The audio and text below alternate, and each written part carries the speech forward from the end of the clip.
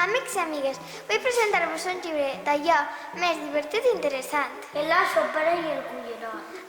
Això diu que eren dos regnes molt menudets, separats per una muntanya. Sempre havien viscut d'esquenes.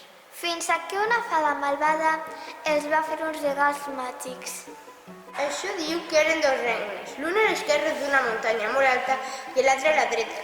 Per això, el rei d'un dels regnes era conegut amb el nom de rei esquerrà i l'altre amb el nom de rei dretà.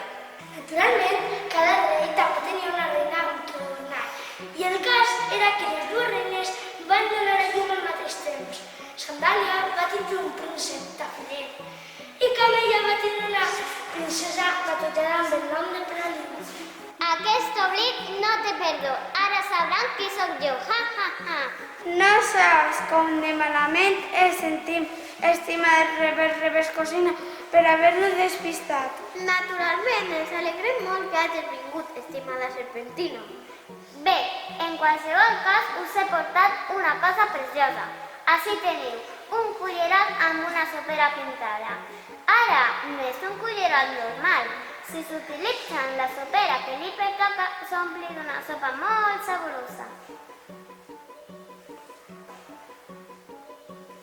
Tenim un cullerot que té pintada una sopera, però no tenim la sopera. Com la podrem aconseguir?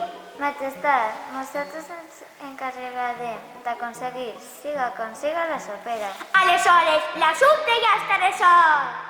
Si vols conèixer totes les històries i com termina la història, llegeix el llibre